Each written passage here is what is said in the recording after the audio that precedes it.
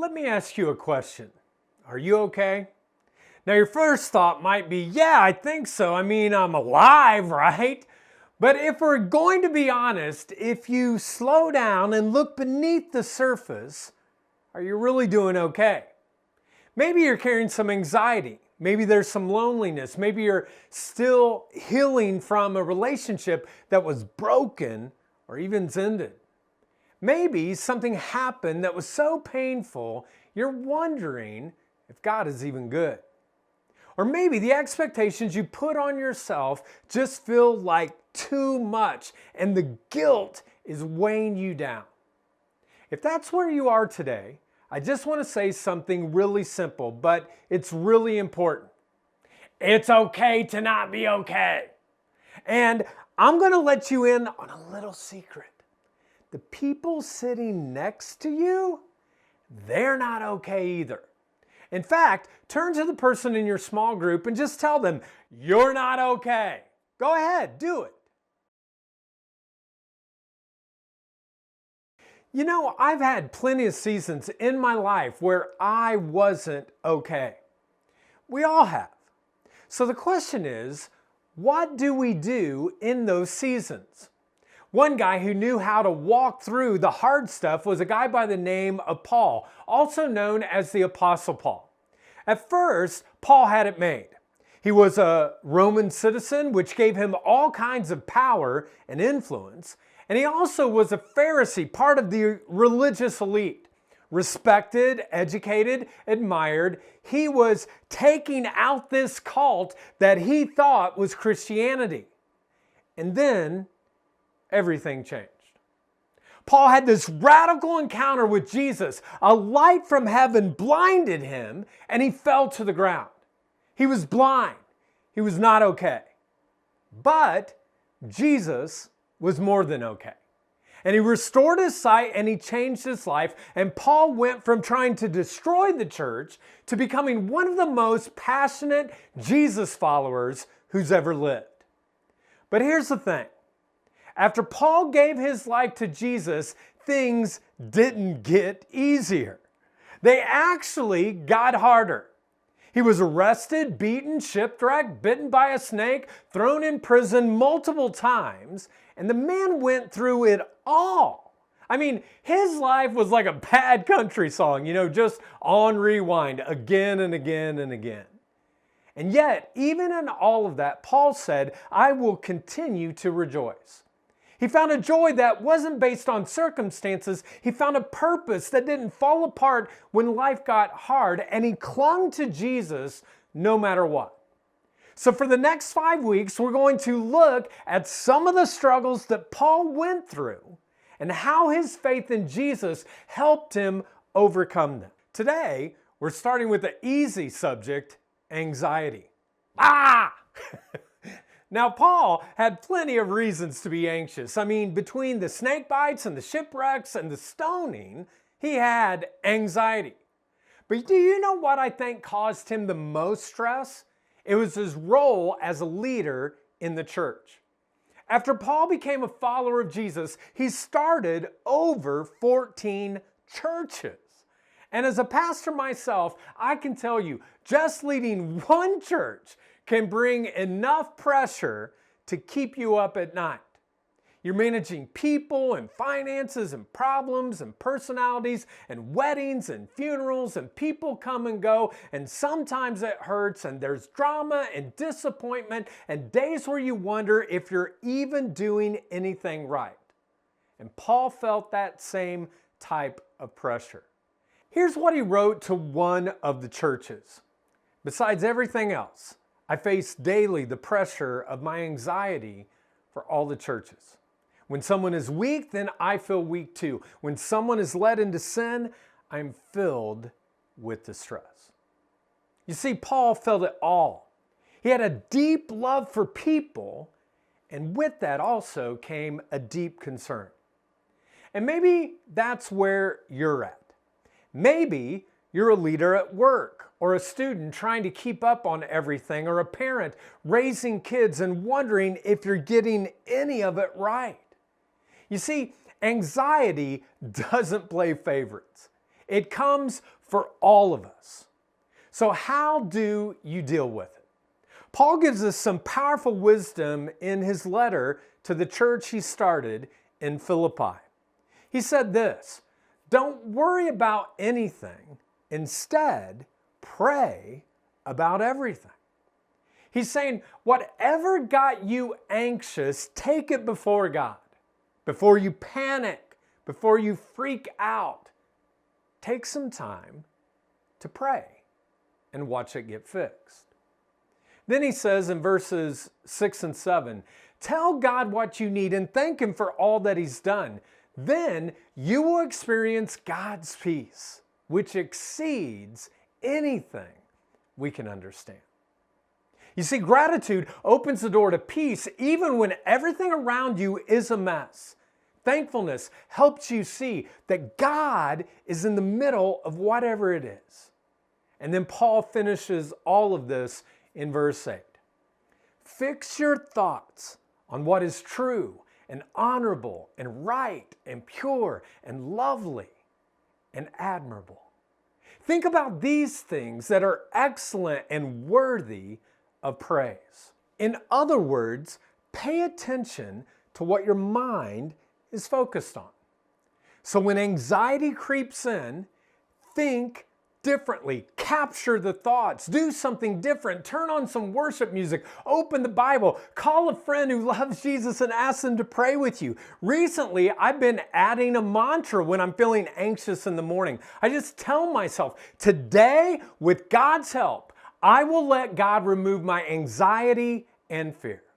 It might seem simple, but this mindset helped Paul keep going even when life was falling apart. And it can help you also. Now, I want to introduce you to my friend Emily, who has been following Jesus for over 30 years, even though she's only 28. And she's been on staff here at the Jar for 13 years. She's one of my best friends. She's a licensed pastor. And guess what? She still battles anxiety. But through her relationship with Jesus and the support from her church family, she's found healing and hope and strength.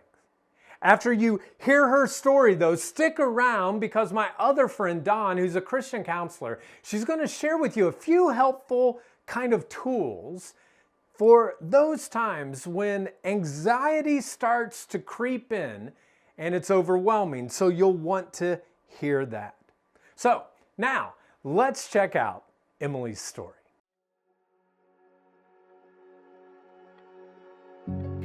My name is Emily Skoglund, and I've been going to the Jar about 17 years.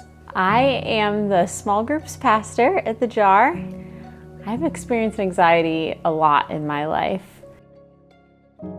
I think I first probably experienced it when I was a kid, just with fears. I would get really nervous about any time that I had to be in a social situation, or I remember if my parents had gone somewhere and they were 5 minutes late, I had already decided they had died in a car crash. During college is when I first started having panic attacks and went through a season where I couldn't drive without having a panic attack. Then that even started to affect my faith, where I started to have doubts about God and what I believed. I experienced a lot of anxiety after having my kids, and it got really bad, where I started struggling with self-harm. When I first started at the Jar on staff, I felt completely inadequate in many ways, but especially with social anxiety, because I'm like, here I am in a position where I'm talking to people all the time and trying to help them grow in their faith, and I get anxious just being around people, you know what I mean? I shouldn't be here because God could never use me to do something like this. And I think what's changed over the years, I think mostly just through the acceptance of my church family and encouragement, is to realize that I, as a broken person, as an incomplete, inadequate person, God can still use me and even use me in my brokenness. Because I have struggled with this and still do, that I can help people who are going through the same thing. And I can understand what they're going through and try to support them and share what's helped me.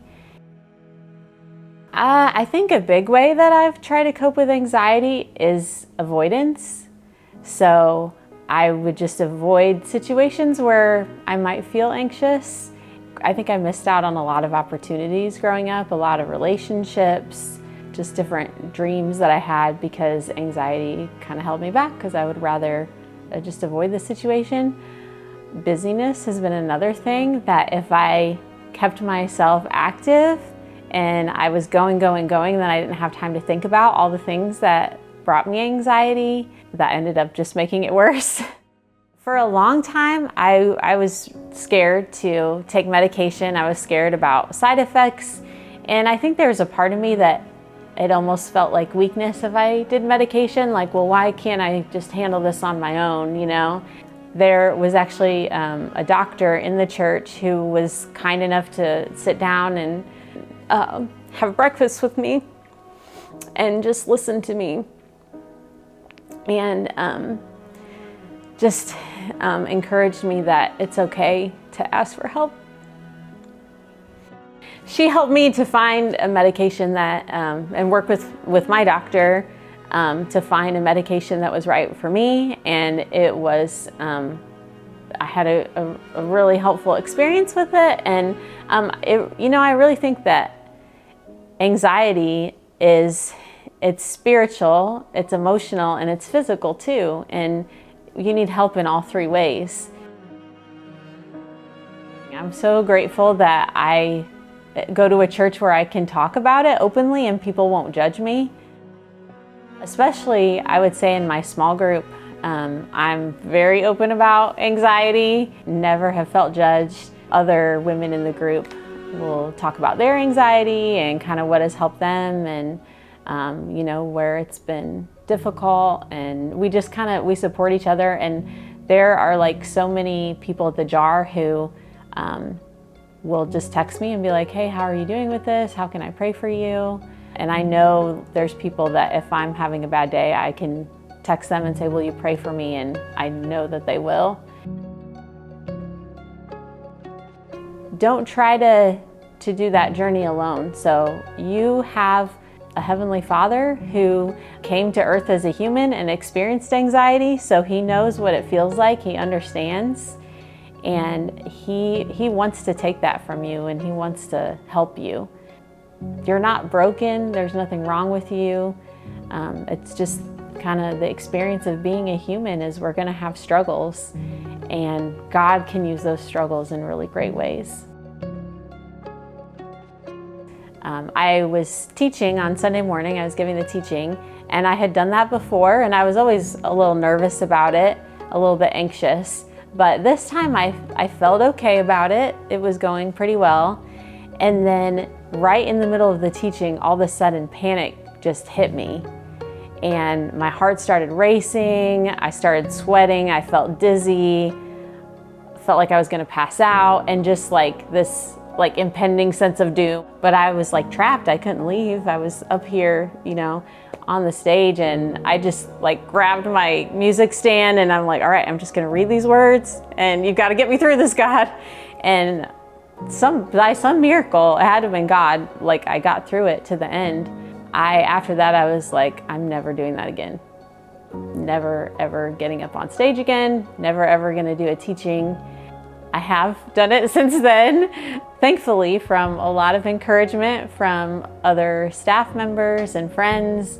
Now, when I go out to teach, I have a group of people that I will ask to pray for me. And I try to have somebody either backstage that's there praying or in one of the front rows, just to kind of have that support. I don't know how I would get through a day without God when it comes to anxiety. I know if I don't spend time with Him in the morning, I'm gonna have a really bad day because He helps me to just take a breath and connect with Him and feel that peace. I've discovered just from having anxiety, there's a lot of scripture in the Bible about it. And so I've been able to just kind of go over those passages when I'm struggling with anxiety, and it helps me kind of redirect those thoughts and think about something more positive. So that's helped me a lot. My verse for the year is, "She is clothed with strength and dignity. She laughs without fear of the future."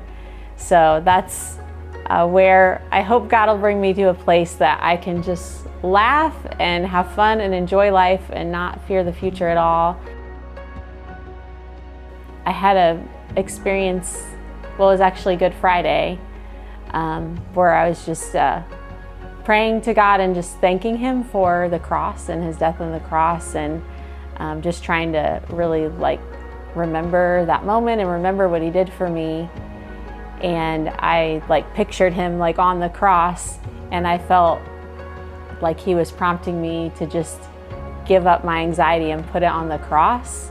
Just kind of lifted my hands and gave that to Him, and I've just felt so much peace since then and so much freedom, and that's been a big step forward, I think, for me to be able to just say, I don't have to carry the anxiety. He's already taken care of it. Hi, my name is Dawn, and I just want to share a few things about anxiety with you. So anxiety is an emotion that many of us face. Nearly 30% of people in our country experience it. Anxiety is excessive worry. It can present as a general sense of dread or an overall worry, or sometimes it can even result in a feeling of panic. And if you're facing extreme anxiety such as panic attacks, I'd recommend that you maybe seek out counseling and talk to a professional about that. So some coping skills I would like to share with you are more for just a general sense of worry, a general sense of anxiousness. Usually there's something else underneath anxiety. It might be a sense of feeling overwhelmed or angry, so trying to figure out the reason for your anxiety would be a good first step. It can be as simple as, I have a presentation at work tomorrow that I'm worried about, to as complex as, I'm afraid my life doesn't have any purpose or meaning. So breaking down the reason can really help us better understand the root of our anxiety. Another thing you can do is deep breathing. So taking deep breaths in and out for even 1 minute can help calm your mind and your nervous system. Don't believe me? Try to check your heart rate, do at least deep breathing for 1 minute, and then check your heart rate after that. Usually it'll go down and you will feel a lot better. Another thing you can do is talk about it with someone that you trust. Sometimes for me, it helps to ask a friend about a situation in which they were worried and then see how it turned out. We almost always create a situation in our head that is way worse than what actually happens. Hearing someone else's experience can be really helpful in that situation. Another thing you can do is try taking something off your to-do list. Maybe return that phone call that you've been putting off, respond to that email you've been dreading, finish up the yard work or the laundry you've been putting off. You can even clean or organize your space around you. Sometimes the act of putting things in physical order can actually help us have a sense of order in our minds. And finally, try to unplug. This has helped me tremendously. We are really blessed with technology that keeps us connected with others, but sometimes it can contribute to our stress and anxiety. The constant news, notifications, not being able to separate our work from our personal life can really cause stress and make us feel overwhelmed. Trust me, the world will go on if you unplug for 24 hours from your device, and you might end up feeling a lot more rested. Remember, Jesus calls us to take time to rest and to get away from the noise of this world. There are many other ways to help you cope with anxiety, but I just wanted to share a few of these tips with you. I think the best tool, though, is to surrender your cares to Jesus. He's always ready to listen to what you're worried about. There's nothing too big or too small. So bring it to Him in prayer, and I guarantee that you will feel better. And as I mentioned before, naming the root of the anxiety or worry, so even writing it out on paper, like write out your fears or your worries, that way it gets out of your head. So journaling is a great way to process emotions when those feel overwhelming to you. So to help you do that, we have provided a daily journal that corresponds with a daily video from someone at the Jar. In these videos, people from the Jar will share a Bible verse, and then they relate it to that week's topic and what it means to them. So be sure to check out the videos and engage with the journal. There's a QR code on your handout for both the journal and the daily video. Thanks everybody for letting me share about anxiety today. Know that you're loved.